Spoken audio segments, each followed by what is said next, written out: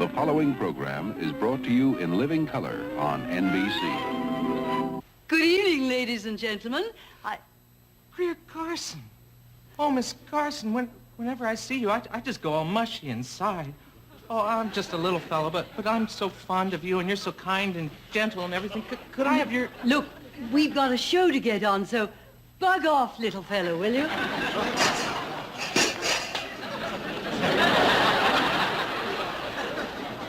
Oh, isn't she marvelous?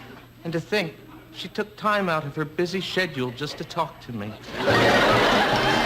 Goldie told a joke to Artie Johnson. And Artie passed it on to Alan Sue.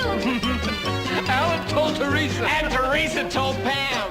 Then Dick and Dan told Ruth and Joanne. Then Jeremy told Greer and Greer told Henry. Henry said it shaggy at the pub. He told an oldie. Right back to Goldie. Everybody laughed it off. I don't get it. Everybody laughed it off. If an apple a day keeps the doctor away, what do you have to eat to get him to make a house call? Miss Garson, my uncle came down with a case of hives, so the doctor applied honey. Oh, Ruth, did it help? No, not only does he still have hives, but now the bees are living in them. Oh. Hey, Goldie, does the high cost of living bother you? No, I live on the ground floor apartment.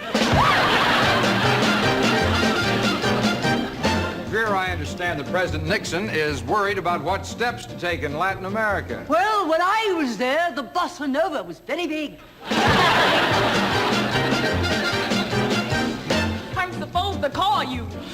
Anyway, hey, Joanne. Yes, Teresa. Who were the first Weight Watchers?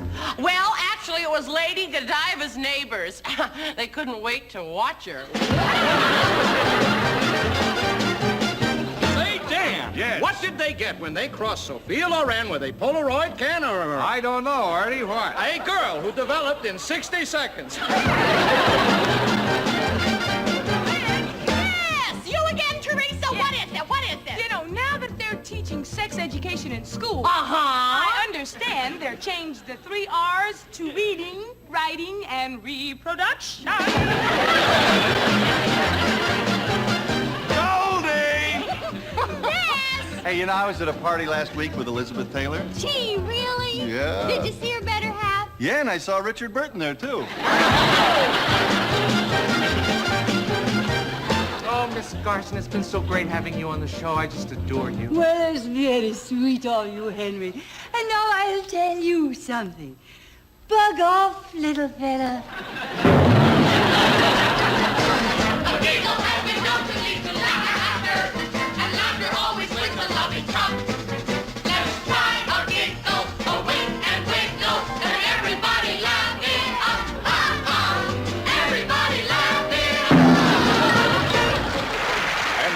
From the main ballroom of Pastore's Perfect Poultry Plucking Palace in beautiful downtown Burbank, NBC, the I Don't Care network, throws another chapter of Rowan and Martin's Laugh-In your way. Starring hard-riding, fast-shooting Dan Rowan and his adorable side saddle mate, Dick Martin. Tonight's extra special guest, Greer Garson, known to her close friends as Miss Greer Garson. And the usual assortment of delightful doo-doo. Artie Johnson with Ruth Buzzy, Henry Gibson, Goldie Hawn, Alan Sue, and petite little Joanne Worley. Not to mention Teresa Graves, Pamela Rogers, Jeremy Lloyd, and others. And me, I'm Gary Owens, appearing as Morgul the Friendly Drell.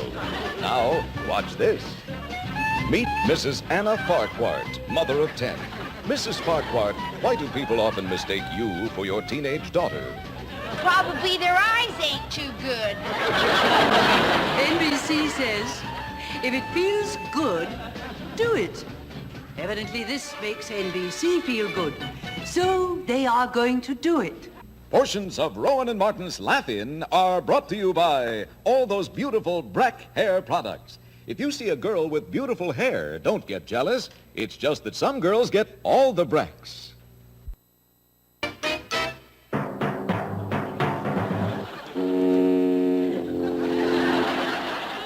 now, I would like to... Hold it, Miss Greer Garson. I know this is your first big spot on the show, and I want to help you get it right. Oh, well, that's very kind of you, Goldie. Good. That's good. You know, I'm glad to do it. I used to have trouble with these things, and now it's easy.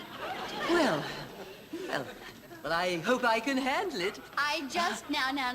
Just read the words on the cards. There slowly and clearly, okay? And don't goof. And now, ladies and gentlemen, here are Dan Rowan and Dick Martin. Now, don't get upset, Miss Greer Garson. Everybody goofs. First time.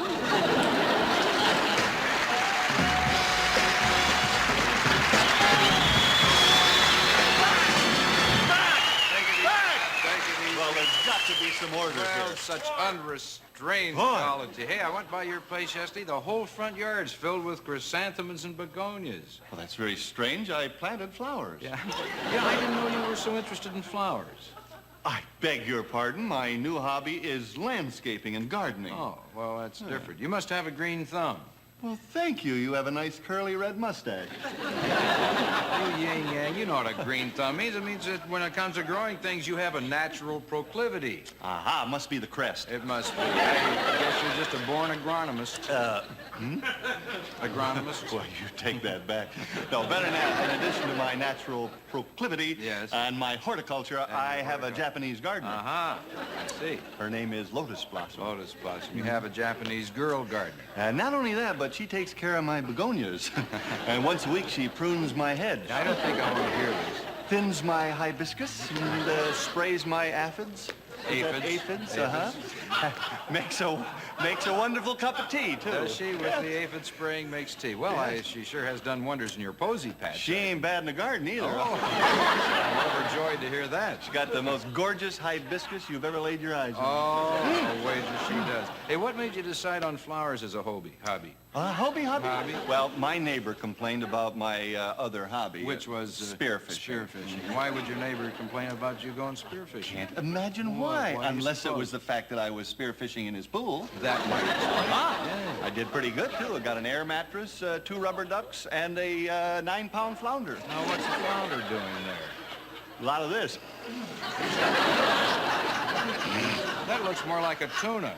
Teresa, what are you so upset about? Well, yesterday Jamie says I should go out and get a maid, right? Right. Well, I go to the agency and I tell them I want to talk about a job for a maid.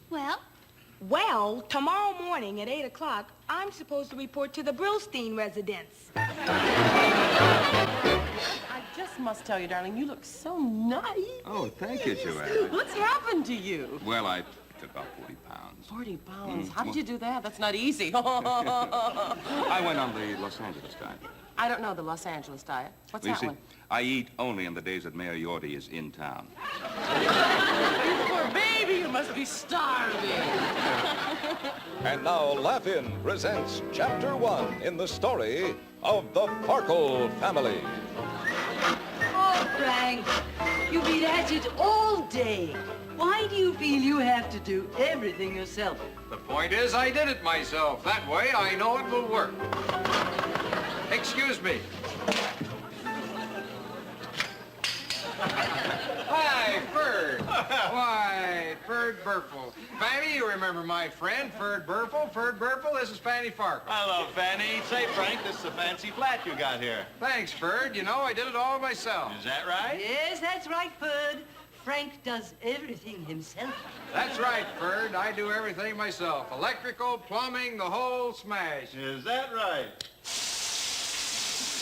There is the thing I didn't do. I mean, I did everything myself. Ask my boy, Junior. Didn't I do everything myself? Almost, Daddy. Mommy made the curtains. Isn't he cute? Oh, Fred, this is our son, Frank Farkle IV. Yes, Ferd. I'm Frank Farkle III. Really? I'm Ferd the First. Isn't this wonderful? In one room, we've got a fourth Farkle, a Frank the Third, and a first Ferd. like a little Frankfurter yourself. That's my boy. That's a fine-looking boy you got there, Frank. Thanks, Ferd. Tune in next week, folks, and follow the further foibles of frivolous Ferd and his faithful friend Frank when we hear Ferd say... It's a fine-looking boy you got there, Frank. Thanks, Ferd. I'd like to acquaint you new people with a few of the regulations up here. There's no smoking, no drinking, and no involvement with angels of the opposite sex. Oh, sir? Yep. May I ask you then, what is the great reward? It sounds boring!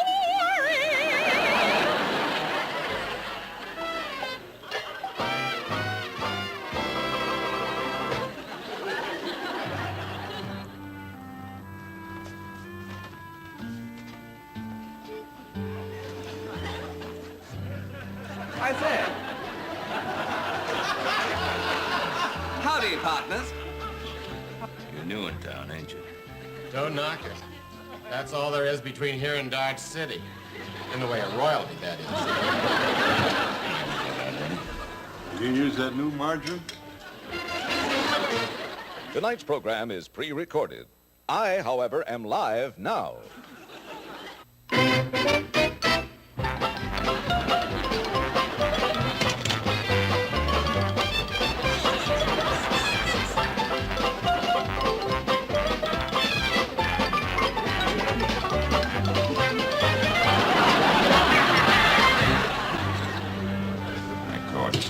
Oh, no, you don't. I call you. What have you got?